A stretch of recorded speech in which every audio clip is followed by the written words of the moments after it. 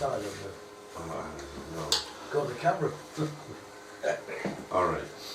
So you have the Mishnah. You know which Mishnah we're in the middle there? Is it Yeah.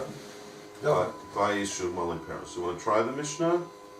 Yeah, I know what it means. Beitsa. Bait. Oh, Beit Shahu Malay. You say bait when it's connected to the next word, like beit cholim, beit kavarot. So When it's by itself, it's bayit. Okay. Beit Shahu. Bayit. Oh, sorry. Beit Shahu Malay Perua Peirot. Perot. Venif Chat Okay, Notel. wait, benifcha. So that's the situation. What is the situation? If you have a bayit, Yeah, full of fruit. right? Venifta. Nifchat. Oh, Nifchat. Sorry, don't know. From the word pachot, right? Less. Which, like, it's from the word lessened. It became lessened. It became less than it was. Like the wall developed a hole of some sort in it. Maybe the wind blew some of the bricks away, or something happened that now, somehow or other, there's a hole in the wall, or the roof, for that matter, could be, but more likely the wall, and therefore. Notel Makom. Pechat. Apachat. No tell, like Natilas Yadayim. Rose. What do you do when you're doing Lift your Natilas hands. Yadayim? Yes, yes. It's like lifting, taking. You take the place of the. Place? No, from the place. So from the place, take from the place. Of the Pechat. Of where the hole developed. In other words, imagine that there's some kind of a small house full of, like a storage house, full of fruit. Like today they would have a refrigerator full of fruit, storing the fruit. In those days it wasn't necessarily a refrigerator, but perhaps it was a bit cooler than the rest of the world. Like when you have stone, like Shabbatai has like a big stone to create his house, makes it very cool.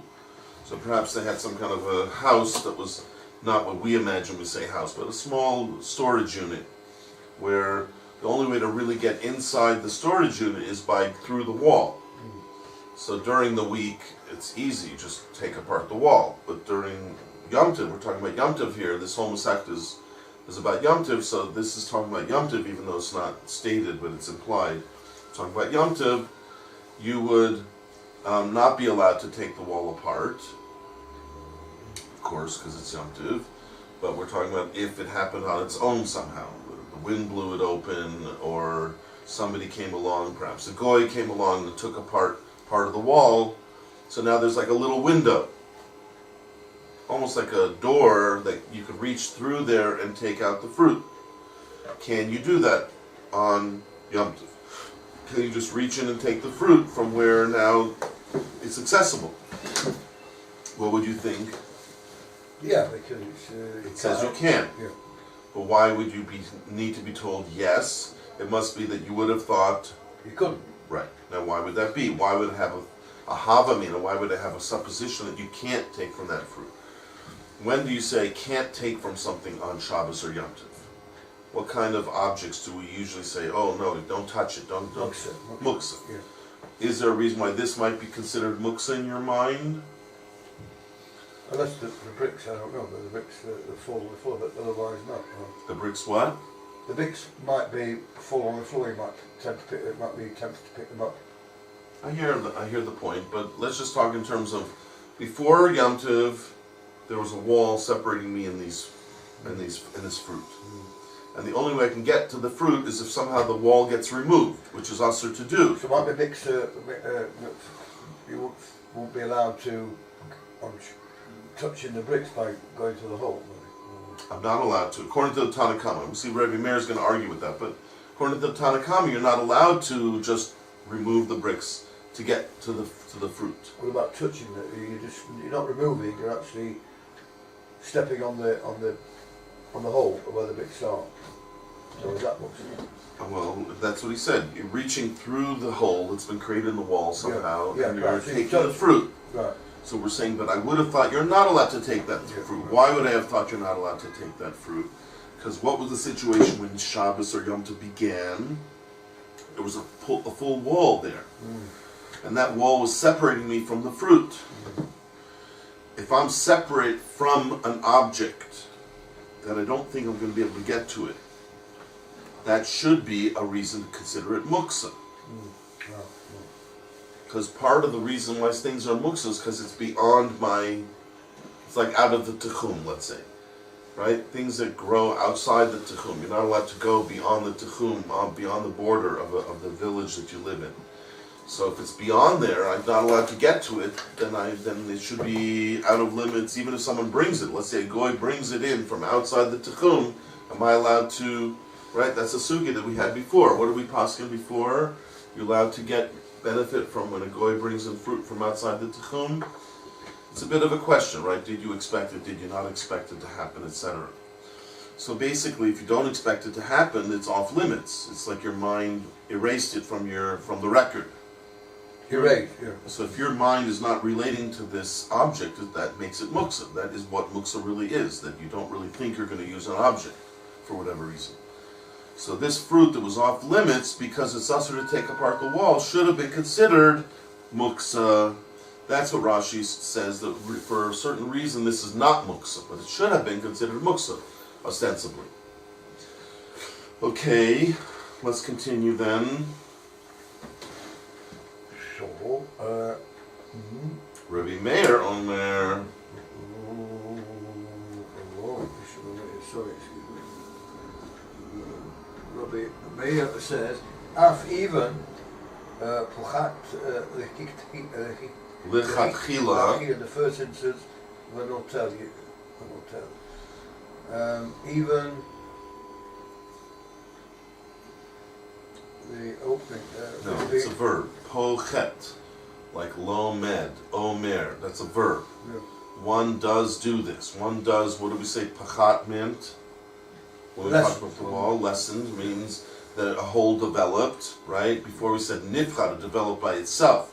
But here it's a verb. Pochet. He does lessen the wall. How do you lessen a wall? You create a hole in the wall. You remove the bricks. So Rabbi Meir says you are allowed, one is allowed to be pochet, to open a hole in the wall. In the first instance, the hotel. Okay, now when you say in the first instance, what do you mean? It's not that strict. It's not serious. In other words, if you go to the rabbi and you ask him, can you do it? He will say, yes, it's perfectly permissible. Chatchila means it's perfectly permissible. As opposed to b'di'evid, in the first person who spoke about it, he was talking about a b'di'evid. B'di'evid, a hole developed, okay, go take the fruit. That's b'di'evid. You weren't supposed to, somehow the hole developed on its own, you're allowed to now take the fruit. But the Rebbe Meir says, no, l'chatchila, you're allowed, without any qualms, to go ahead and open up the hole in the wall and take the fruit. Okay? So basically the main subject of this Mishnah is what? Would you say, Sruli? Of taking apart a wall to get the fruit. That's the question. Is it permissible to take apart a wall? That's the main question? Huh? It already became diminished. Okay, but let's use our own terminology. Diminish is a term that the Gemora, the Mishnah uses, but it's not our normal way of talking. How would you say it? Normally, talking would be what? Wall that became broken. So what's the issue? You gotta get the fruit. So what's the issue? You gotta take apart the No, wall. you just said right now, another question, can I take the fruit? First question, can I take the fruit? Yes. So, And the answer is, can I take the fruit? according to Tanakama, so you According to Rabbi Meir as well. No, but can I take the fruit? Just a simple question. Am I allowed to take the fruit? Yes. No, even according to the Tanakama, you are allowed. If a hole develops on its own.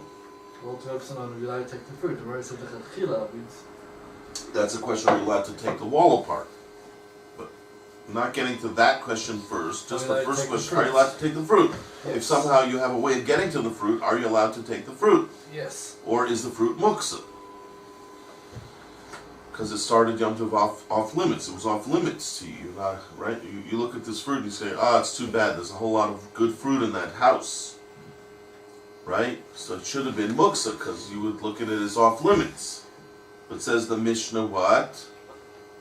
Which says you're allowed to take it. You are allowed to take it. It's not muksa. So that's the first major chiddush.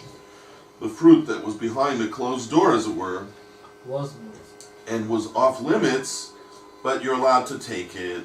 It's not muksa. That's the first chiddush. You don't have to look at it as muksa. Okay? Why is it not muksa, says Rashi. Remember how Rashi explained it? Shabbatai? Because the wall broke by itself. No, that's Yeah. not enough. How likely is that to happen, that the wall will break by itself? But it's Russian. What? Nifka, it's Allah. Yes, that is what happened. But the reason why it's not muksa is a later Rashi. Rashi proves from Tevel. Remember? There's a later Gemora about Yeah. Tevel. Yeah. And Rashi says, is Tevel muksa? You know what Tevel is? Could be, no. Some fruit that they forgot Oh. to take the Trumas and Maestros. Oh, Okay? That's called Tevel. It's off limits. You're not supposed to eat it. Is it muksa? Is Tevel muksa? Yeah. No. You're allowed to take No. Tefillin on Shabbos. What? You're allowed to take Tefillin on Shabbos or Yom Tov, right? No, you're allowed to move it.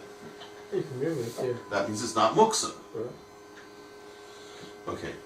Can you eat I don't know it? if I obviously I'm not expressing myself properly. Is Tevel muksa?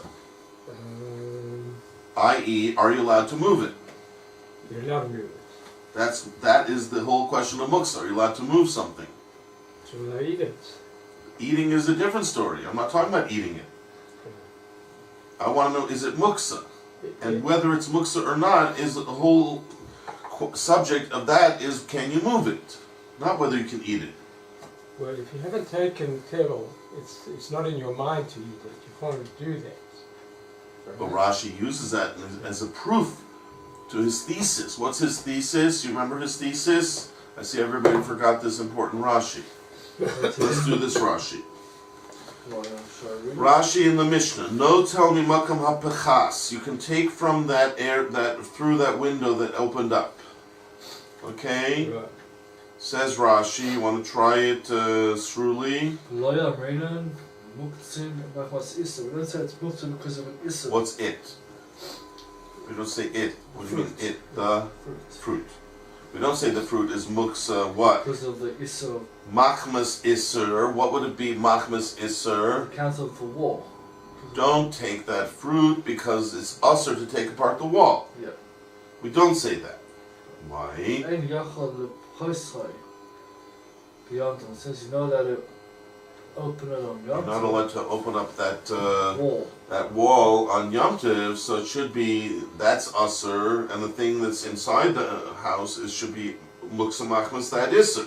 Asach Daitzamai, he detached his mind from it. That's how muksa is created. That I don't imagine I'll be able to get to it, so my mind sort of switches off from it, and it becomes muksa. We don't say that. All that is what we don't say. That's what we would have liked to say. That's what we would have thought to say, but we don't say that. Why? Now this is Rashi's important chiddush, and according to Rashi that's the Mishnah's chiddush. Why not? Why wouldn't we consider it muksa machmas isser? The Kavan, the Loi have a Chisachai, Isur the Oraisa. Oh. Since that it's opening, right? It's opening, meaning opening up that window, that wall. It's not an Isur the Oraisa. In other words, taking apart the wall is not an Isser Deraisa. Taking apart a brick wall is not an Isser Deraisa. Why not? Could the meaning later as we set up the case. Established by Vera de Livni, the heir of the bricks. Now where is that? In the Gemora.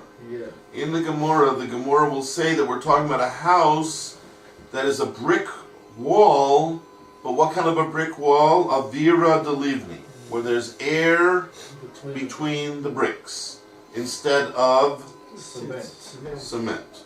And that makes a huge difference. Because if there was cement between all the bricks, then to take apart such a wall would be an Isser Deraisa of soiser, of taking apart the building. But now that it doesn't have any cement between the bricks, it's just they're stacked up in a certain way to sort of stand in place, but they're really not attached to each other. So now to separate and take apart the wall is what? Not Love. an Isser Doraisa. Okay, so Rashi says that's important. It's not an Isser Doraisa, although it is an Isser Dorabanan. Okay? Love muktzah. So that's why Lav Muksa Minhu. That's Rashi's thesis. So can you tell me what Rashi just said? His new thesis that has to now be proven? I should talk about a case of a wall where there was air between the bricks. It's not a regular But the wall. principle involved is what? It's a deraisa. And because of that, You'd like to take apart the wall. But- yeah, no, you're not allowed to take apart the wall. It's still Asur Midrabanan. The wall became detached. But that's not the point. Rashi's trying to prove a point about Muksa. This is not considered muktzah deraisa. Because the Muksa it would have to be is what? Muksa Machmas Isser. This is not muktzah machmas. Now Rashi just said, why is it not Muksa Machmas Isser? It should have been. Because there's air in between the bricks. That's not the point. Because there's air between the bricks, there's no Isser Doraisa. To get to the point of Rashi is, since there's no Isser Doraisa, I'm not willing to call it Muksa Machmas Isser. Rashi's saying a definition, really. That's called Muksa Machmas Isser. That certain objects can be called Muksa, because to get to them I have to do an Isser, and therefore I turn my mind off of them. Rashi's saying, when is that? That's only if the Isser is an Isser Doraisa. See, now let that settle in.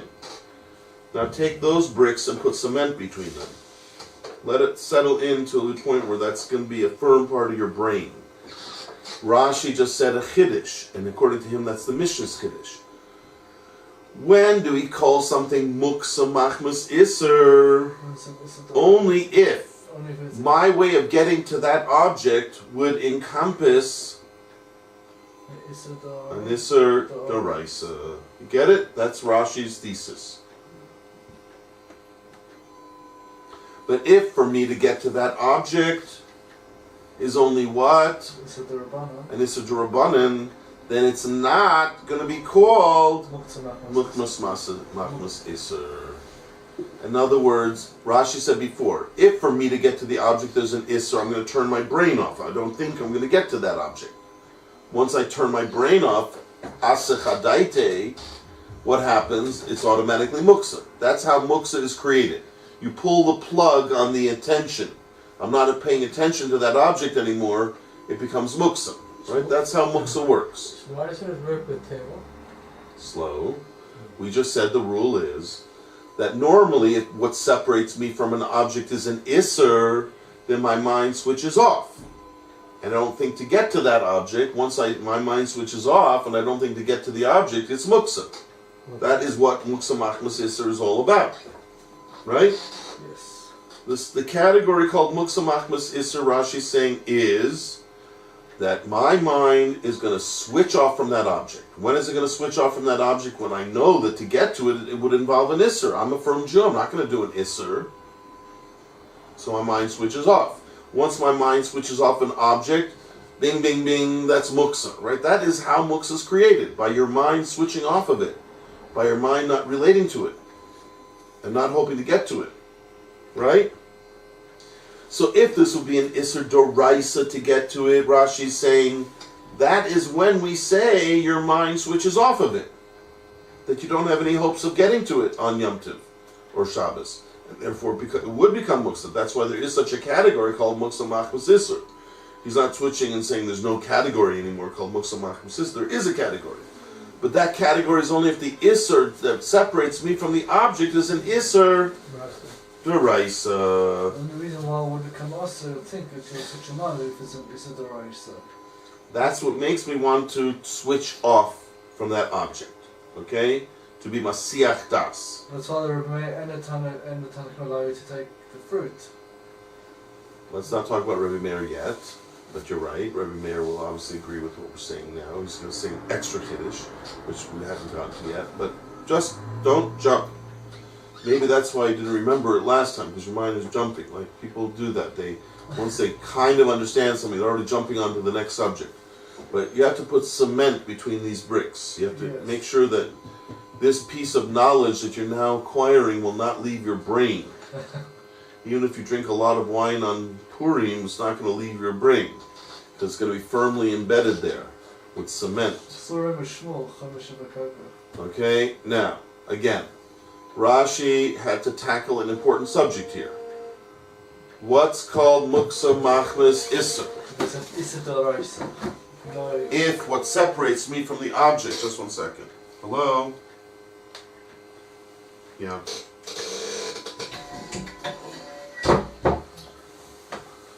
No, I don't think so. I mean, maybe the person wouldn't have to sit all of Purim, but it won't stop the 7 days. It's not a chag like that. They still have to sit after Purim. Oh, I'm so sorry. Brooke Dynamis. Fine. Alright, so again, Rashi knows that there's a category called Muksa Machmas Isser. And Rashi, basically, without saying it, right, that's one of the differences between Rashi and Tosas. He won't tell you there's a kasha, but he is answering a kasha. Why isn't this Muksa Machmas Isser? It should have been. As we said, the Mishnah is saying it's not Muksa because you would have thought it is Muksa. Why would you have thought it is Muksa, Rashi is saying? Because you would have thought it's Muksa Machmas Isser. Why would you have thought it's Muksa Machmas Isser? Because to get to that fruit, if nothing will happen to the wall, which ostensibly nothing's going to happen to that wall, it's a surprise that something did happen to the wall, but for me to get to that fruit would involve an Isser, taking apart the wall. So that's normally the formula for Muksa Machmas Isser. If for me to get to that object would involve an Isser, my mind switches off from the object, and then it automatically becomes Muksa. So, Rashi says, but that's only true when the Isser that's separating me from the object is an Isser D'Oraisa. But if it's only an Isser D'Rabbanan, so Issa wouldn't apply. Then my mind does not switch off from the object. So tevels are abundant. So Rashi wants to prove that now. He's going to use tevel to prove that. Because what's the isser of taking tevel? For me to eat from this fruit that's tevel. It's as if there's a wall separating me. What's the wall separating me? That it's also to eat tevel. So for me to get to this fruit, as it were, if I have a piece of tevel, if this would be tevel, how can I get to it? Of course, physically I can reach it, but for me to really eat it, I have to do an isser. What's the isser I have to do to eat it? Take the Trumas and Maestros. But the isser of taking Trumas and Maestros on Yom Tov or Shabbos is what? Rabbinic. It's only rabbinic. So now I have the same exact thing. Would I call this fruit that's tevel muksa? No. Because now I'm not supposed to take Trumas and Maestros on Yom Tov, so maybe I should consider it muksa. Rashi has a proof from the end of the parak where tevel is considered. Is it the Rabbanon? We know it's considered Nisr D'Rabbanan. That's not the Chiddush. But because there's only an Nisr D'Rabbanan to take Trumas and Maestros and fix up the tevel, That's muksa. therefore Rashi says that's why the Gemora at the end of the parak says it's not muksa. It's not muksa. It's not muksa. Because the only thing separating me from the object is an Isser D'Rabbanan. And for whatever reason, people don't take that so seriously. Therefore, it doesn't really make me turn my mind off of the object. Continue.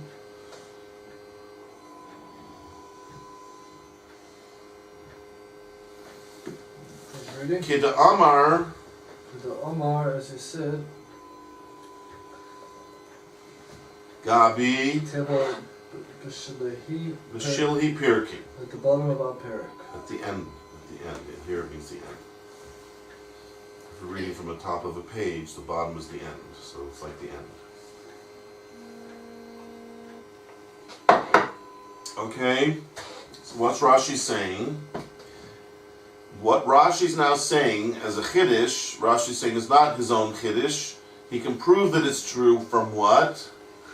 The case of Tevel. And where do we find that discussion about Tevel? The end of our parak. At the end of our parak. And we happen to have the number of the page, Lamed Aleph Lamed Beis. Rashi didn't have that. Someone later added that. Rashi could only tell you where to find it by telling you it's at the end of the parak. And the Gemora there says what? Shemuchan. It's muchan. Muchan means literally prepared, but in Hilchos Muksa, it's a key word meaning non-muksa. The opposite of muksa is always muchan. It's prepared, meaning it's ready for usage, as opposed to muksa, which is off limits. So Rashi brings a proof from the end, which we hope to get to someday, that there it's supposed to say what? That tevel is what? Not muksa. So if I have tevel in my house, a box of tevel in my house, am I allowed to move that box? Yes. According to Rashi, yes. I'm not allowed to eat it, chas v'shalom. I'm not allowed to take Trumas and Meiser because it is an Isser D'Rabbanan. But is it muksa that I can't pick it up and move it? Nope. No. According to Rashi, of course, we don't paskin from, we wouldn't paskin from this Rashi, but that seems to be the halakha according to Rashi, according to the end of the Gemora, that it's not muksa, even on Shabbos. So this house, which is full of fruit, right? What? So this house, Yeah. which is full of fruit, Yeah. you've got a hole in the wall, Uh-huh. and that fruit had no tevel taken from it. No, you don't say tevel taken from you. If you had Tevel is the status of fruit if you had, where you haven't taken Right. Trumas and Meisers. right, if no maestros was taken from it. If it is In other tevel, words, in it's other tevel. words. Yeah, it's tevel. If all that fruit was tevel, Right, so that's rabbinic. Right? so you're saying there's two Isser Yeah. D'Rabbanan. Yeah, Does that make it worse? right. Right. I hear your question. I would tend to say that it doesn't matter, but I hear the question. You see, saying two Isser D'Rabbanan might equal in it one Isser D'Oraisa, something like that. Then in a person's mind, I'd be willing to transgress one D'Rabbanan, but not two. Maybe there would be this kind of mathematical I'm equation. surprised that he uses tevel as an example. Why? It's a perfect Yeah. example. Because our Gemora is not talking about tevel. No, but our Gemora is talking about fruit in the house. But it's not tevel, it's regular fruit that you did take from some Meisers on it. Well, we don't know that. Yes, we do, because it says you're allowed to take the fruit and eat it. And anyways, if this really was talking about tevel, then why would Rashi have to go to the end of the parak to tell me tevel is mutter? It says it in our Mishnah, according to you. If our Mishnah is talking about fruit that's tevel. No. And besides, by the way, usually the structure of a Mishnah to tell you a Chiddush is very simple, right? Like the old rule, keep it simple, stupid, or whatever. And that's how Chidushim, that's how the Chazal work. They know that we're a little bit stupid, right? So they don't want to complicate matters. The best way to teach a Chiddush is to tell you one Chiddush at a time, not a double Chiddush. Okay? So you want to teach me one particular rule. Rashi said what the rule is. What's this Mishnah teaching us? What rule is this Mishnah teaching us? It's the Rashi you don't touch. That you will not call an object muksa machmas isser It's the Rashi. if the isser that is separating me from the object is an isser d'Rabbanan. Then I'm not going to call it muksa machmas isser. Right. And this is an example. So what's the isser? The simple, not you're making it more complicated. There's two isser. Rashi didn't mention two isser. Rashi just mentioned one isser. Right? That it would have been asur midoraisa if there had been cement, but now there's no cement, it's only an isser d'Rabbanan. And by the way, the Gemora says what the isser d'Rabbanan is. You know what the isser d'Rabbanan is? For example, Rabbi Meir says you're allowed to take apart this wall. Right. But the Rabbanan say no. Right. Now the Gemora explains, what is Rabbi Meir's Chiddush? Why does he say you're allowed to? Remember what the Gemora ends up saying about Rabbi Meir? That even though the bricks that make up that wall are... Temporary. No. Even though they're muksa. The Gemara is going to prove that those bricks are muksa. Because they were... Rav Nachman says if you go into a building site, after Yeah. they finish building a building, you can Right, see right. bricks strewn about. They were put aside for some other use, in other words. There's two different ways of finding a brick. Right. Either they're Strewn scattered- about or piled up. Right. They scattered and they If they're scattered, you're allowed to use it Sits even on, in it. right? It Because sits it in it. has a purpose, has a Right. function, not just a building. But if they're stacked, you Right. can't. You put it 'cause they're away for building. something, you know. Yeah. Now we said the Gemora is implying that the bricks in our Mishnah, which are already part of a building, Right. Kal v'chomer, they should be considered muksa. If a brick that's stacked up and I'm going to use it for building is muksa, so kal v'chomer, a brick that's part of a wall is muksa. So the bricks that I'm now talking about, that are part of this wall in our Mishnah, that are not cemented, but they are stacked up one on the other, are muksa. And that's what the Gemora says. Rabbi Meir, when he said you're allowed to take apart the wall, what was his major chiddush? That even though these bricks are muksa, but I'll let you move that muksa. I'll let you take apart this wall. It's not considered destroying. It's not. No, it's not that's a different question. There's no cement. It's not destroying. Right. That's not Rabbi Meir's chiddush. That's a given. That we're talking about a building without cement. That's the case. That's the case. But now, what's the chiddush of Rabbi Meir in that case? That even though the bricks are muksa, I'll let you take apart that wall. Why? For the sake of ochel nefesh. Okay, and we'll see that in the Gemora. But I'm saying, so what's the real issur of taking apart that wall? The Rabbanan? Muksa. Because the bricks are muksa. That's what the Gemora is going to end up saying. That's why it's a Durban's muksa. That's right. That's what the Gemora says. Just like Rashi says, what's the case? I can prove to you from the Gemora that the case is where there's a vira delivni, that there's only air between the bricks and not cement. I'm going to use the Gemora also to prove the other thing, which is what is the issur of taking apart this wall? Because Rashi clearly says, no, it's a deraisa, but it, obviously he means that there is an issur d'Rabbanan. They're stacked, basically. Yeah, basically like stacked bricks. It's like I was saying kal v'chomer. Right. If bricks that are stacked up in the yard are muksa because you intend to eventually put them into a building, so kal v'chomer, bricks that are part of a building are even more so muksa. Either way, the Gemara says clearly, the bricks are muksa.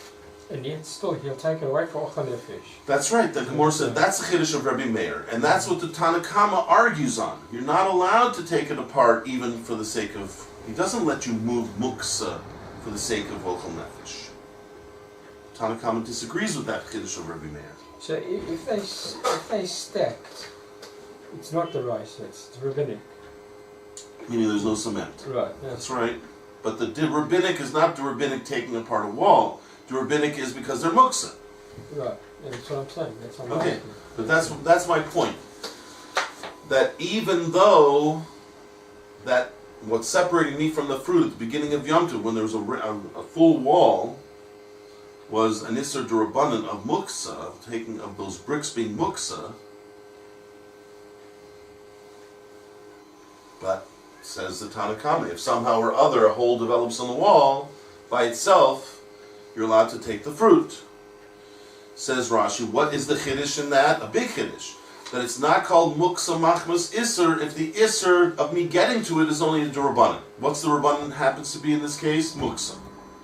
For me to take apart that wall would be an isser of muksa, of the bricks being muksa. Okay? And that overrides ochel nefesh. According to Rabbi Meir. I mean, ochel nefesh overrides. According to Rabbi Meir. According to Rabbi Meir. We're in the Tanakama still. I just wanted to use that one thing to show you that that's what we're dealing with here.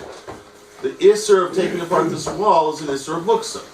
So that's already enough to say, I would have thought this fruit is called muksa, because to get to that fruit, I'd have to do an isser of d'Rabbanan, in this case, muksa. Okay? Which is why it's important to review these things. Exactly. I mean, Review is so important. I was telling Jacques about this before, how much we gain by reviewing. So let's do a quick mini review.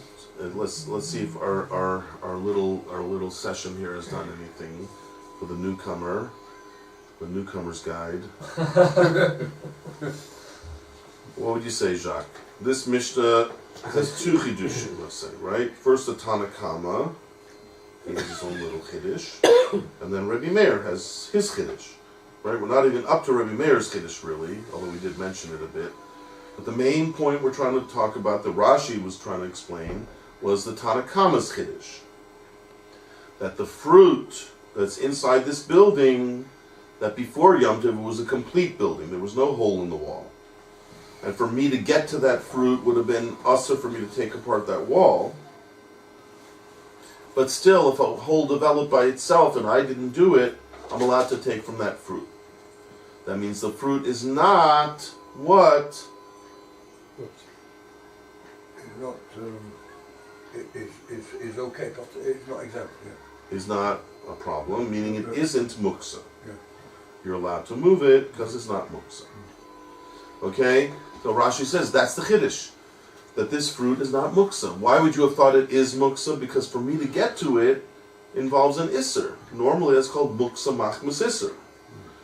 Rashi says what normally happens when for me to get to an object would involve an isser, my mind closes it off. My mind says, oh no, I don't want to do that. Right? So if my mind disassociates from an object before Shabbos or Yom Tov begin, that is how you create muksa. That's the secret behind muksa. Anytime you call something muksa, you know why it's muksa? Because your mind clicked off of that object before Shabbos or Yom Tov began. Now when does your mind click off from an object? There could be many reasons. For example, a rock. Why does your mind flick off from a rock and you think not to use a rock on Shabbos or Yom Tov? Because it has no usage. Not doorstop. You could create a usage. If before Shabbos or Yom Tov you take the rock and you say, this is my new door stopper, that's fine. Oh, you can do that. You can do it before Shabbos or Yom Tov. Yeah, But once Shabbos or Yom Tov begins, you ask yourself, when Shabbos or Yom Tov started, did your mind think it was going to use this rock? No, a rock has no usage, normally. Okay? So that's, at least Rabbi Yehuda, which is the one who holds of muksa, that's his shita. Your mind switches off from that object when Shabbos or Yom Tov starts, because it has no usage for me. Here, Rashi is saying there's another category of muksa, called muksa machmas isser. The same idea, my mind switches off from the object before Shabbos or Yom Tov begins, but for a different reason, not because it has no usage. It has a usage, fruit, good usage, but it's off limits. For me to get to it, I'd have to do an isser to get to it. So that's called muksa machmas isser. The reason why it's muksa is because of an isser. Okay, but Rashi says, why then isn't this fruit muksa? It should have been muksa, because for me to get to the fruit before Shabbos or Yom Tov, I would have had to do an isser, right? Taking apart the wall. It says Rashi, because the isser to get to it is only an isser d'Rabbanan. Such a light isser, which obviously we're not saying to go out and do an isser, but to get to it, my mind doesn't switch off. That's the chiddush. You don't think in your mind it's completely off limits because there's an isser d'Rabbanan. In the back of your mind, you're thinking, maybe someone will be over the isser d'Rabbanan to get to it. So my mind doesn't switch off. Right? You don't switch off from something that has a possible usage. Okay? So, that's Rashi's chiddush. And what does he use to prove it? Tevel. That he has a proof at the end of the parak that what? That Tevel is not...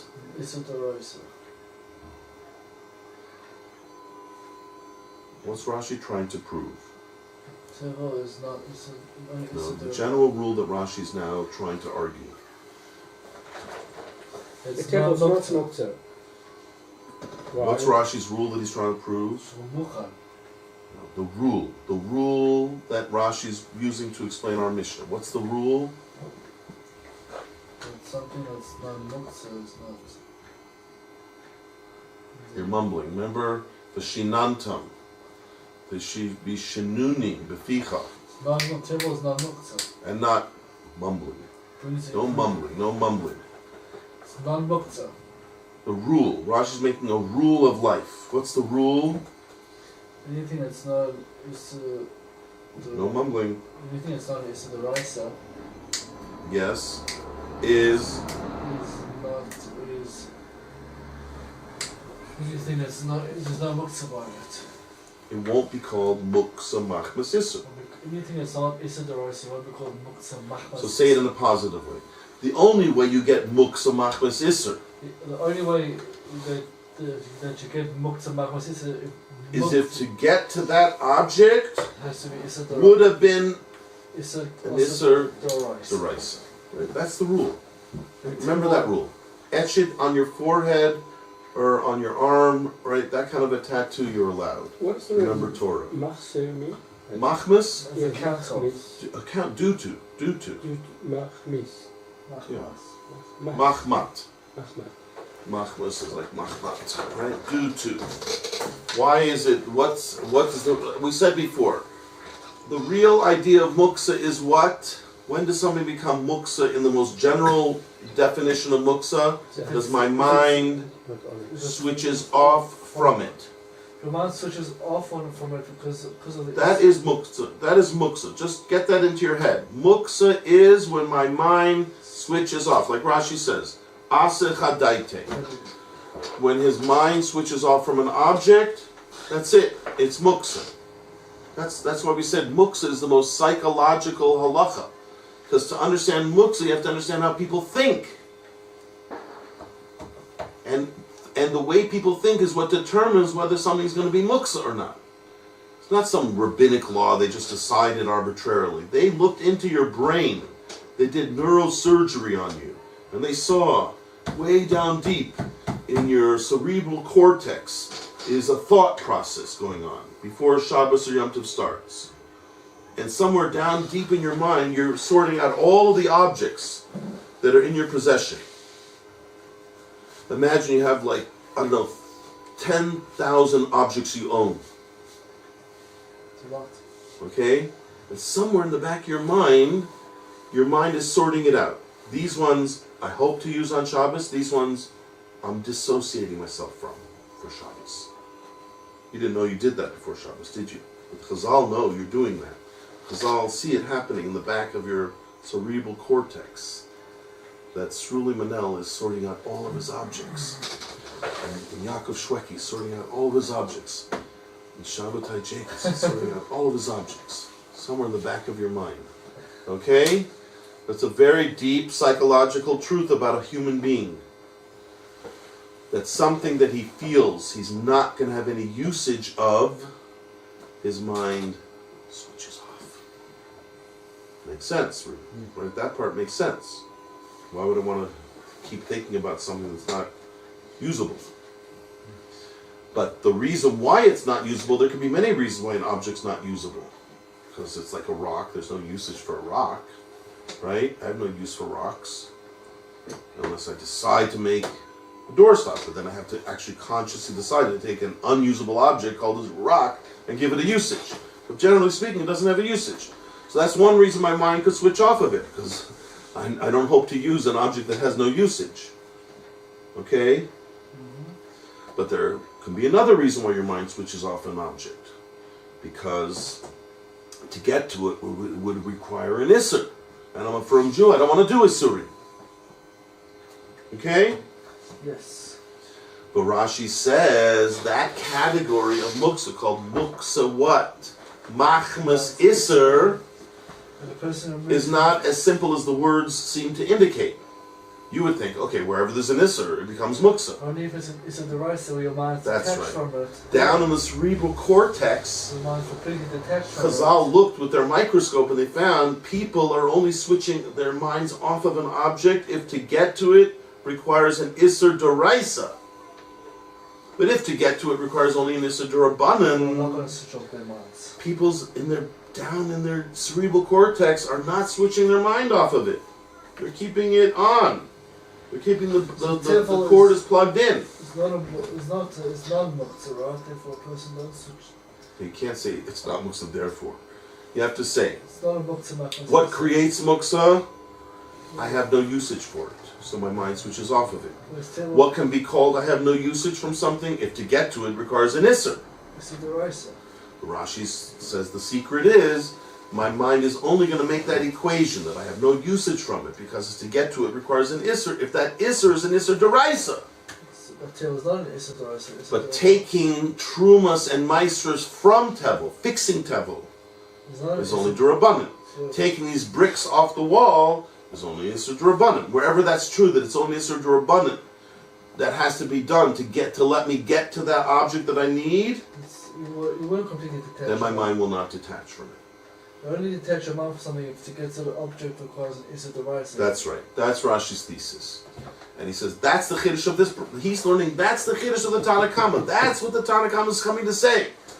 But since that's very wordy, he just picked a very simple case. By Shemale Peros, V'nifchas, Notul Mimacham Pechas. What is he really saying, Rashi says? That Muksa, Machmas Isser, only happens when the Isser is an Isser Deraisa. But Muksa Machmas Isser does not occur if it's only Nisr D'Rabbanan. That's the ganze Geschäft. That's the whole mission according to Rashi. And Rashi says, and can I prove that that's true? Yes, I can prove that that's true. Where's my proof? At the end of our parak. Because there it says... Tevel is non-muksa. Tevel is not muksa. Now, why would you have thought Tevel is muksa? Because in order for me to eat Tevel, I have to perform an Isser. What Isser do I have to perform to eat from Tevel? Take Trumas and Meisers. That Isser of taking Trumas and Meisers, is that an Isser D'Oraisa or an Isser D'Rabbanan? I mean, Isser D'Rabbanan. That's right. That's implied in Rashi, right? It's not an Isser D'Oraisa to take Trumas and Meisers off of things. It's rather only an Isser D'Rabbanan. But that Isser D'Rabbanan, did that make my mind switch off from this object? No. No, because it says at the end of the parak that Tevel is not muksa. How can it not be muksa? To get to it needs an Isser to be done. Should have been classic muksa machmas Isser. Rashi says, from here I have a proof to what I've been saying, that if to get to the object is only an Isser D'Rabbanan, then it will not become muksa machmas Isser. Even though there is an Isser. It's only an Isser D'Rabbanan. That's not what creates Muksa Machmas Isser. What creates Muksa Machmas Isser? It has to be an Isser D'Oraisa to create Muksa Machmas Isser. That's the big lesson in this Rashi. And according to Rashi, that's the lesson of the Tanakama. That's what the Tanakama is coming to say with his special funny case of bias Mali Perus. That's how he learns that from Tevel, right? He uses that as a proof for his theory. But the real reason Rashi has to say this, because otherwise the Mishnah doesn't make sense. Rashi didn't understand our Mishnah. Why would this Perus not be Muksa? It should have been Muksa Machmas Isser. So Rashi comes up with his doctoral thesis that what? To become Muksa Machmas Isser, which we know is a major category of Muksa, has to be an Isser. D'Oraisa. So he's a D'Rabbanan. Proof from Tevel.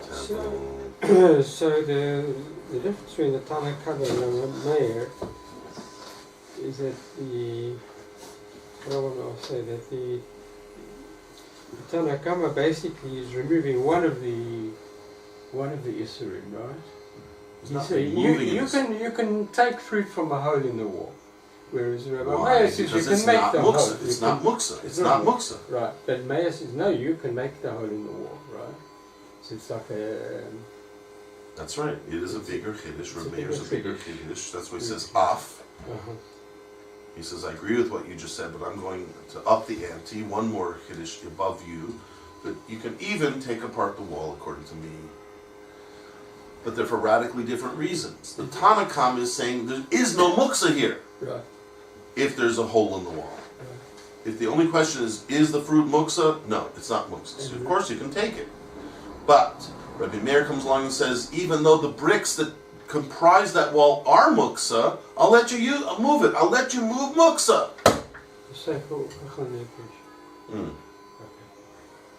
It's a much radically different chiddush. One is a basic shot in the normal halacha muksa machmas isser. The Tanakam is giving you a general instruction manual. When does something become muksa machmas isser, and when does something not become muksa machmas isser? That's a general question. And general, like if you buy a book on muksa, this should be in that one of the chapters in that book. Okay? But Rabbi Meir is way beyond that. Rabbi Meir is coming and saying, even though something is muksa, I'll still let you move it for the sake of Ochel Nefesh. That's mamish a tremendous chiddush. Tremendous. And what allows him to say that? What allows him? Yeah. First of all, he's a Tana, so he's allowed to learn his own. Rashi says, I think, no, the Gemora says later, maybe Rashi even says, I can't remember, that, I think it's Rashi. Yeah. Why don't we read that Rashi? If you want, we can just go skip to that Rashi where he explains Rabbi Meir based on the Gemora's. Rabbi Zera is the one who explains Rabbi Meir. Let's look at that for the moment. Amar Rabbi Zera b'Yom Tov, right? So somewhere over here. Aleph Reish, Rebbe Zera. Yep. Heter Rabbi Yeah.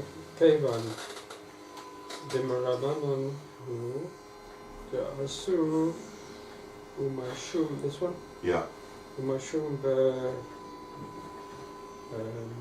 Simchat Yom Tov. Shari. He's allowed for the Okay. Simchat Yom Tov. So first step, Rebbe Zera is saying what according to Rashi? It's matir. We knew It's that mutter. already. Okay, We knew that. We knew that. We knew Since that. it's Rabbanan. Oh, since the Isser is only to Rabbanan, sounds a little bit like the Tanakama. Okay, but it's not exactly. The Tanakama said once the Isser is only to Rabbanan, there won't be any Muksa Machmas Isser. He's saying because the Isser is only to Rabbanan, what happens? The Asu Mishum. No. That's the end of the first sentence. Kivan de Rabbanan hu da Asr, since it's only Asr from a rabbinic point of view, Because Mishum and Mishum, Simchat Yom Tov Shari. Because of the Simchat Yom Tov it's allowed. what? Because of Simchat Yom Tov it's For allowed. the sake of Simchas Yom Tov, it's allowed. What's the it?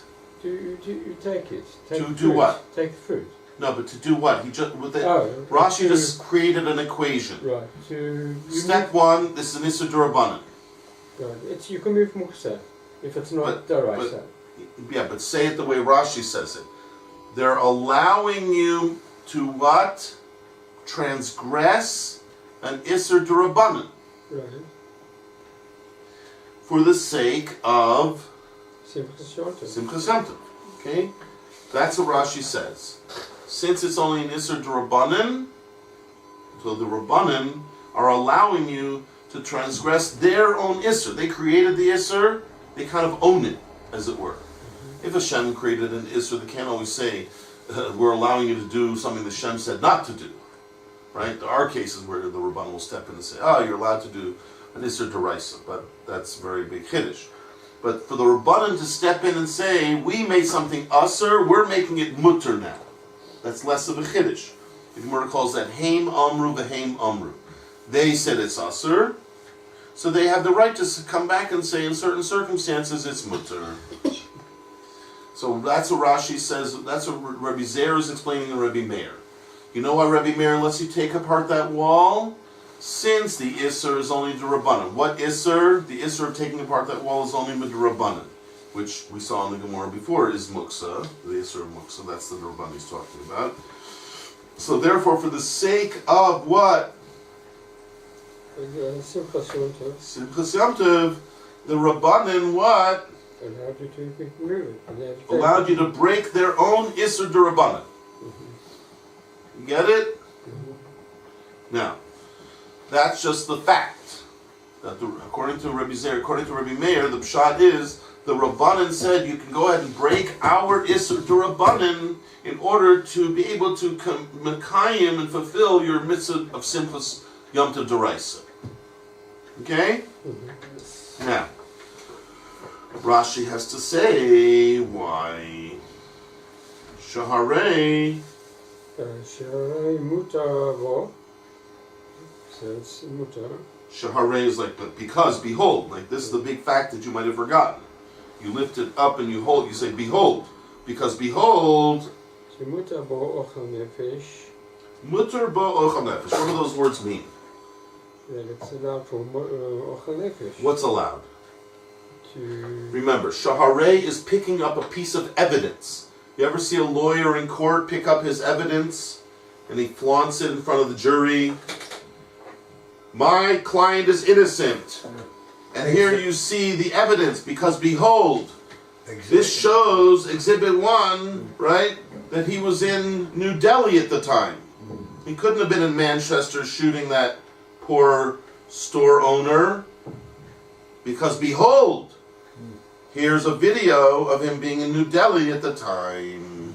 So what do you say when you say shaharei? You're lifting up a piece of evidence that somebody might not have known.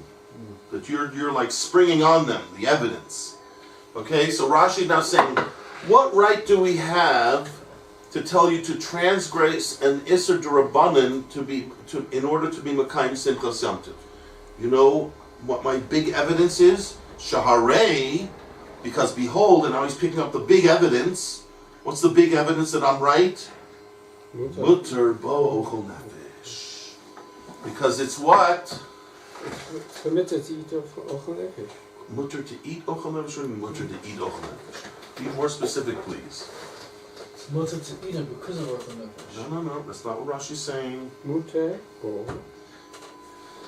Mutter bo ochel nefesh. That's his big evidence. He's holding up the big evidence. You know what the big evidence that you can transgress a D'Rabbanan in order to do Simchas Yom Tov is? Because behold, my big evidence is it's mutter bo. It's mutter on it. What's on it? What's the it? We said pronouns are usher in learning. The wall. No, we're talking about a general halacha here. The fruit. No, on Yom Tov. Bo is Yom Tov. On Yom Tov. Mutter on Yom Tov to transgress. To do ochel nefesh. What does it mean to do ochel nefesh? What does it mean? It's mutter ochel nefesh. Mutter to eat? No, of course it's mutter to eat on. What? But that's not even ochel nefesh. What's really ochel nefesh? What's the real chiddush when we say ochel nefesh? Simchas Yom Tov. The Torah says, you know the pasuk in Bo, Parshas Bo, that says it's asur to do malacha on Yom Tov. Ach, asher ye'asur l'chol nefesh, hu levado ye'asur l'chem. So anything that's also for nefesh, you do like, for example, cooking. So when we say ochel nefesh, what we really mean is, when Rashi says it's mutter ochel nefesh, what does he really mean? Mutter to do Cook. Well, big malachas, huge malachas on Yom Tov. Cook, sort, all those kind of things. Malacha, right? 10, 20 malachas of the 39 are mutter because of ochel nefesh. So that's Rashi's big evidence. My evidence that it's mutter to transgress a D'Rabbanan in order to do Simchas Yom Tov, Shaharei, because behold, my big piece of evidence is, what day are we talking about? Yom Tov, Harei mutter bo, it's mutter on Yom Tov to even what? To do ochel nefesh, which means even to do what? Isuri deraisa. You can even do Isurim deraisa on Yom Tov for the sake of ochel nefesh. Kal v'chomer, an Isur D'Rabbanan. It says blow means Yom Tov, right? Yes, in my opinion.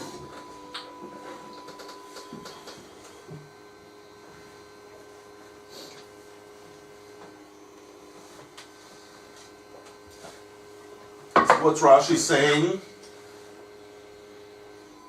I can prove to you that it's mutter to transgress a D'Rabbanan on Yom Tov for the sake of Simchas Yom Tov. And Simchas Yom Tov is just a fancy way of saying ochel nefesh. Because behold, states evidence, what? Let's not forget that it's mutter on Yom Tov to do ochel nefesh, i.e. to do Isurim deraisa for the sake of eating. So it's like a kal v'chomer. If you can do an Isur deraisa for the sake of eating on Yom Tov, don't you think you can do an Isur D'Rabbanan? That seems to be how Rashi is wanting to prove. Just like the Rashi we learned before about Muksa Machmas Isur. Rashi proved his point from a later case of Tevel. It's at the end of the parak. Here Rashi also. Rashi loves to bring proofs. Right? We think, oh, the Rabbanan just force us to accept their words. You see from Rashi, Rashi doesn't want you just to accept his words blindly. He tries always, in Chumash also, Rashi is constantly bringing proofs to what he says. If Rashi in Chumash tells you that a word means X, Y, and Z, which often people argue with Rashi on that, Rashi will bring a proof. I'll prove to you that it's true what I'm saying, that this word in the Chumash means something, because behold, elsewhere, and he brings you proofs from elsewhere. Okay, Rashi brings you proofs. And that's an important principle, that most honorable Talmidei Chachamim, when they want to say something, they don't just say it, they bring a proof to their words. Right? They say, well, how are we supposed to believe the Chachamim, right? Shouldn't need a proof. No, that's not how it works. You're supposed to bring a proof. When you say something, you're supposed to bring a proof to what you're saying. And you see that Rashi honors that custom. He's not just telling you the truth, he's proving it. Okay? Which makes sense, because he's explaining Rebbe Zera, who's actually explaining Rebbe Meir, and they themselves should have a proof. So this is really what Rashi is saying, is Rebbe Meir's proof, that he feels he has a right. Someone asked before, how did Rebbe Meir know?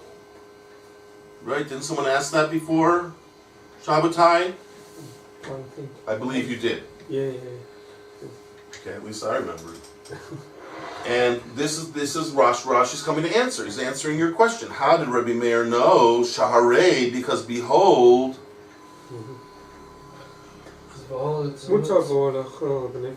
that's right.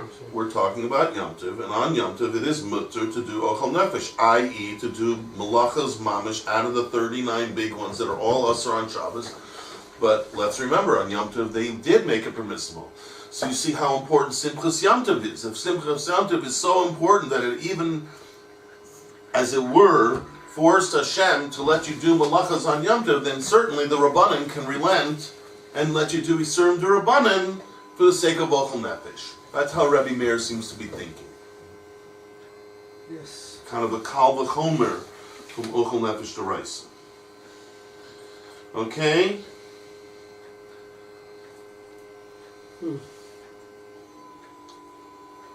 See how beautiful Rashi is? Rashi is an extremely responsible man, so he always tries to bring a proof to what he says. And in those proofs, you see the crystallization of what he's saying. Okay?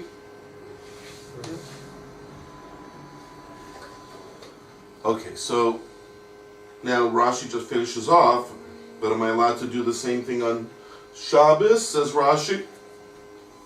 The last part of that Rashi, V'lo was Shabbos, but you're not allowed to take apart a wall, even if it's not cemented together, on Shabbos. Why? Because what's the issue of taking apart a wall? Shum tiltul. Shum tiltul. Because of the issur of tiltul. What does it mean, tiltul? Lifting. Moving muksa, right? Tiltul is a code word for moving muksa. Tiltul means moving something, right? Like we talk about in the morning, metaltaling, of the yisomi, movable objects. The same thing, when they talk about the issur of muksa, what they talk about is the issur of tiltul muksa. You're allowed to touch muksa, you're just not allowed to move muksa. So Rashi says, what's assur about taking apart a wall on Shabbos that's not cemented together? You know what the issur is? Tiltul. And how do we know there's an issur of tiltul? Ki Rav Nachman. Like the case we had in Rav Nachman, where he talked about finding bricks after you finish building a building, you find bricks lying around afterwards.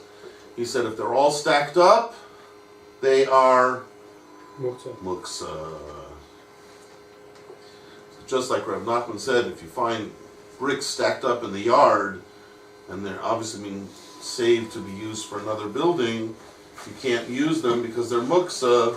So too, kal v'chomer, if they're already part of a wall, that would be an issur of muksa, to take them apart. But he's saying that's Rebbe Meir's chiddush, that on Yom Tov, it's mutter. And by the way, does everyone agree with Rebbe Meir? That you can transgress an issur d'Rabbanan for the sake of Simchas Yom Tov? Yeah, the Tanakama, no? No, the Tanakama, right? Tanakama's arguing vehemently against it. And we see that in when the Gemora discusses Shmuel, right? We see the Gemora discusses Shmuel. At one point we say, when you bring a Beitsa against Shmuel, we say, oh, that's only Rebbe Meir, but the Rabbanan argue. That's what we're saying now. The Rabbanan argue. Who are the Rabbanan? The Tanakama. Okay?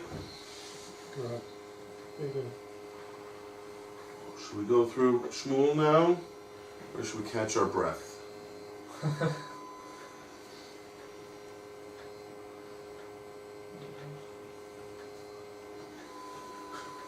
What do you say, Jock? Yeah, you're the visitor. They call it pregnant silence. Good. I'm an eavesdropper. If it says go ahead, it has to read. You just said it. You said go ahead. I heard you say I it. said whoever. No, you just said it. We heard you say it.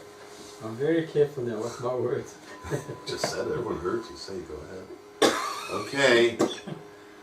Should we start with Shmuel? Yeah. Yep. Now that we learned the Mishnah. So, in the middle here it says Omer Shmuel there. Okay. Some would say the sugi we just learned is simple compared to the sugi of Shmuel, but okay. Yes, be something for you guys to review on Thursday when there's no hearing, but there's no Yeshiva. Okay, Omer Shmuel, who would like to read?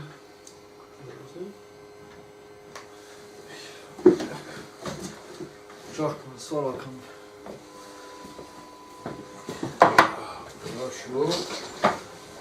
Come on. Is it built a field? No.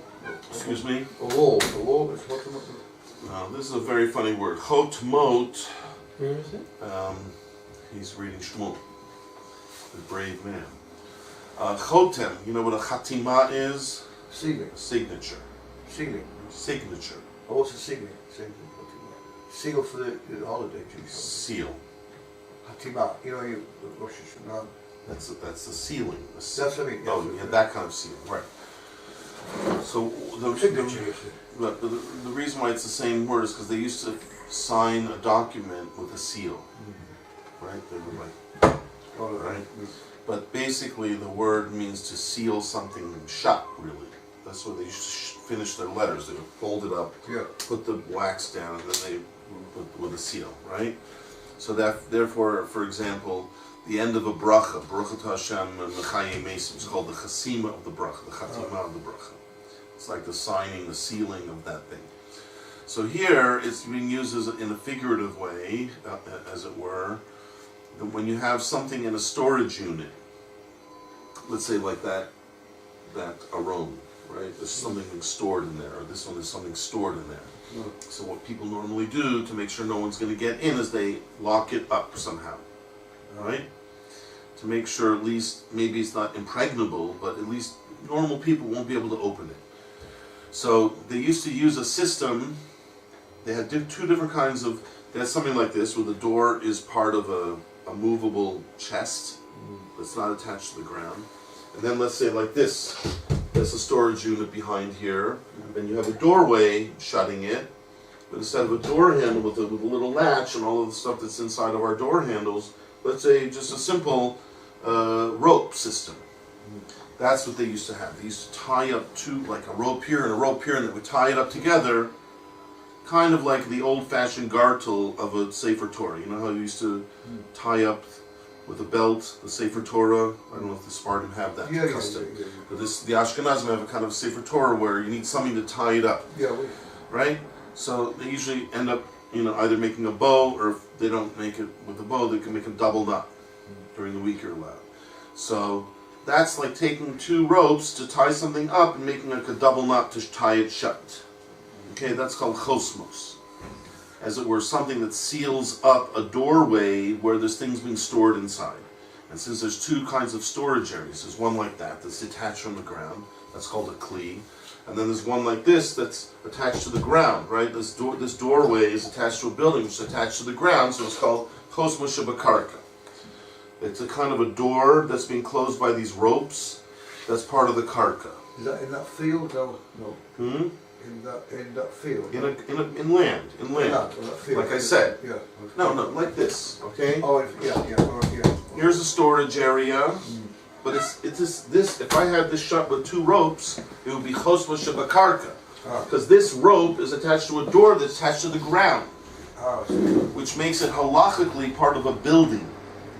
That means to detach it from now on will be like destroying the building, which you're not allowed to do on Shabbos or Yom Tov. To just destroy a building, right? You're not allowed to build or take apart a building on Shabbos or Yom Tov, right? It's one of the 39 malachos, right? Just ask you about when you tie the thing on the Torah. Yeah. What would you have had to do? I'm sure I wasn't told. We used to tie our own now. On Shabbos, it's not so simple. Let's say on Shachris, it may be less of a problem because you have mincha to untie it. So by definition, it's going to be a temporary knot. As long as it's temporary knot, then it's not a malacha d'oraisa. But if you tie it at mincha, and the next time it's going to be opened up is on Monday morning, that's 2 days hence, that could be considered a proper knot, and it would be a problem. You should try to tie a bow, like you do with your shoelaces. Oh, that's all right. That's not permanent, you know. But if it turns sometimes, like as you're trying to make it into a bow, it like all of a sudden, oh my gosh, it turned into a double knot. That's okay because you weren't intending for it to have a double knot. You okay? Yeah. It's cold. A little bit. Matir, permitted, aval, but law. Here, matir means more than just permitted. In the context of this Beitsa, of Shmuel, it means you can untie. To untie a knot means to latir. That's another word in Hebrew for untying. Untie, but Like matir asurim, yeah, to release the imprisoned. So matir kesher. To untie a knot is called to be matir a kesher. You say not, to untie not. You're allowed to untie it. Yeah, umafkia. Aval lo. I'm on the first statement of Shmuel. I'm sorry, excuse me.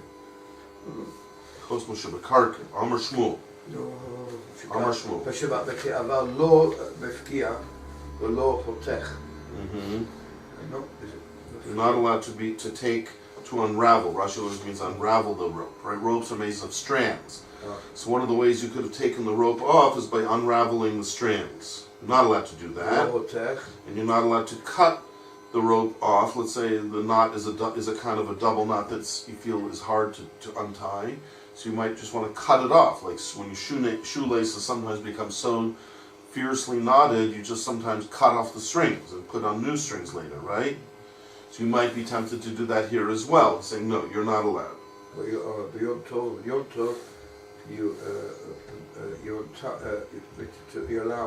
No, No. you skip down. You skip down to Oh. another Beitsa. No. Go up to Amar Shmuel.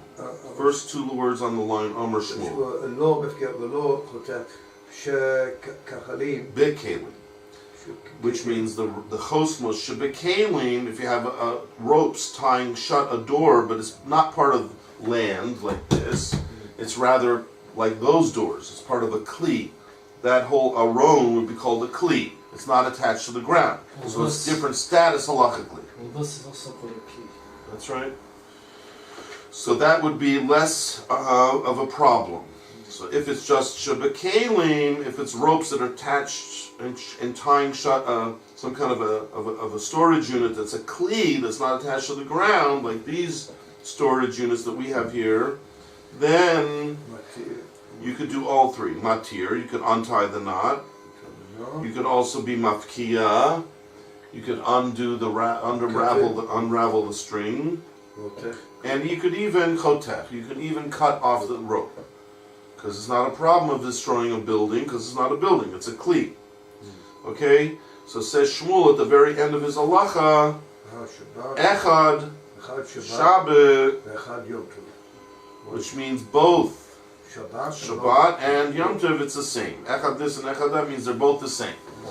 So he's saying the same halacha will be true, right? Let's say the chumrah, that if it's Shabbat Karka, you can't unravel it or cut it, will be true even on Yom Tov, according to him. The Echad Shabbos, Echad Yom Tov, you had to be machmer even on Yom Tov, according to him. But the other way around, the being makel with Shabbat Kalim, that you can do all three, will be true also on Shabbos. Echad Shabbos, Echad Yom Tov goes on both. So where he's machmer, it'll be true even on Yom Tov, and where he's makel, it'll be true even on Shabbos. Okay, so we have Shmuel clear. Yeah. Yeah. You good on that? Yeah. Okay, now the Gemora asked the Kasha Meisve, who wants to read? Me? Go ahead. Right, so the Gemora brings a story from a Beitsa. Keneged Shmuel. Chosma Shubakarka. If you have these ropes that are tied up to shut a doorway, Into the ground, Shabbos matter and Shabbos release them. right? Avaloi mafkia, avaloi chosech. You can't unravel them or cut them apart. So that's like Shmuel so far. He said also that you can't, right? You can be matir, but you can't have kira chotek. Yom Tov matir. By Yom Tov, you are allowed to do all three. All three. And Shmuel said that's not true. He said, Echad Shabbos, Echad Yom Tov. He said they're the same. If you can't do it on Shabbos, you can't do it on Yom Tov. So Shmuel didn't let you do Chotech and Mafkia on Yom Tov. And yet this Bryce is saying it's mutter. So it looks like it's against Shmuel, and he'll have to capitulate because it's a Brysa. He can't argue with a Brysa. So says Shmuel, no. Mani, which means, behold. Who's the author? Who is the author of this Brysa, and why it's not difficult for me because we don't paskin like it. It must be Rebbe Meir. It's the Rebbe Meir that we saw in the Mishnah that let you transgress the Isser of Muksa in order to get to the fruit. To Amar, he says, Af poi chas lechatchila v'noitu. he allowed you in the Mishnah to transgress the Rabbanan, like we saw before in Rashi. He made some kind of a kal v'chomer from the Torah that if you can transgress a deraisa for the sake of ochel nefesh, certainly you can transgress a derabanan. So he's the one who would let you also over here on Yom Tov do all three. Poches, what do you call it? Matir, Mafkia, and Chotech. He would let you do all three. Because it's Yom Tov, right? He would let you be, for the sake of ochel nefesh, he would let you open up these doors, which ostensibly have food stored inside of them, with all three. And that the reason why it doesn't affect Shmuel, why Shmuel was machmir, is because he says, remember that Rebbe Meir was what? Pligi Rabbanan alei. He might have been Mekel, but the Rabbanan, meaning the Tanakhama in our Mishnah, argued. And they don't let you just transgress a Rabbanan for Ochel Nefesh, for Simchas Yom Tov. No, they argue with that concept. And what? Anna? And Shmuel would say, when I told you have to be Machmer on Yom Tov, I am going what? Amrika Rabbanan. I am saying my Shita, that you can only be Matir, but you can't be Mafkir V'chotech. I'm like the Rabbanan, who would say you can't transgress an Issa Rabbanan for the sake of Ochel Nefesh. Now the Gemora says, wait a minute, so you're saying that the same Machlokas we found in our Mishnah about whether you can take apart the wall, we would have the same Machlokas, Rebbe Meir and the Tanakhama, meaning the Rabbanan, regarding opening up this doorway by opening up the ropes, by cutting off the ropes, and that the Rabbanan would argue that that's not true.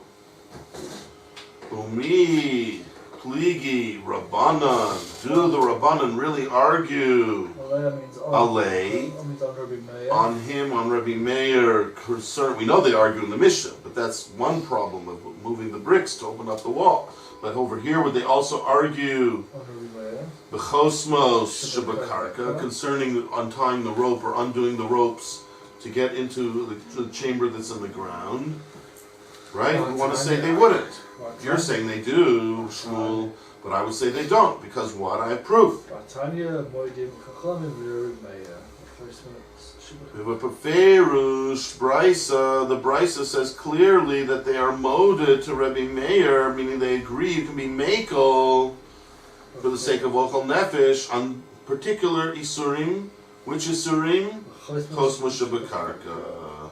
They agree that what? Shabbos, that on Shabbos you can only be Matir. You can only untie the knot, but not Lo.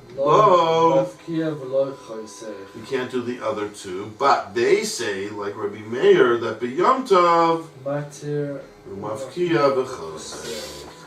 Right? So therefore, even though in the Mishnah it says the Rabbanan argue on Rabbi Meir and they won't let you take apart the wall for Ochel Nefesh, but here, to get through the doorway, they'll let you undo the knot, undo the ropes to get to Ochel Nefesh. Now, why would that be true, by the way? If they really hold, like in the Mishnah, that you're not allowed to transgress a Rabbanan for the sake of Ochel Nefesh, but Rabbi Meir said you are, and they are arguing not, why over here would they say you're allowed? Why do you think?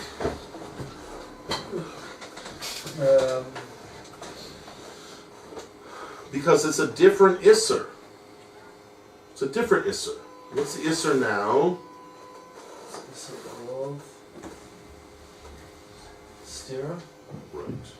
Seems like it's a lower grade Isser. Taking apart these ropes or cutting off these ropes is only an Isser D'Rabbanan, but not the same level as the Isser D'Rabbanan or Mishnah. That's why in the Mishnah they say, no, we won't let you take this wall apart for the sake of Ochel Nefesh. But the Gemora is saying here clearly they would let you do this Isser D'Rabbanan of cutting off the rope. Yeah. Because it's apparently a lesser Isser. Why is it a lesser Isser? I'm not exactly sure. It seems like Muksa, the way we're learning before, is very, very Chomer Isser. There the Rabbanim say, no, we won't let you just move Muksa for the sake of Ochel Nefesh. But here, cutting off a rope, which in a sense is taking something off that's attached to the ground, but Rashi said it's still only Midrabbanan. So in the But case it of must the be a wall- lower level Isser than Muksa. In case of the Lachon do allow you to take apart the wall. That's what it says here. But we know that's not always true because Shmuel is maintaining it's still Usser. And we're going to have another Brisa later that's going to say that they agree with Shmuel, so we're going to see that issue itself. Will the Rabbanim give in on certain Isurim to Rabbanim to Rebbe Meir and say, we'll let you do certain Isurim to Rabbanim for Ochel Nefesh, or not? It would remain a Machlokas Tanoim. Okay. All right, guys, have a good one. Okay.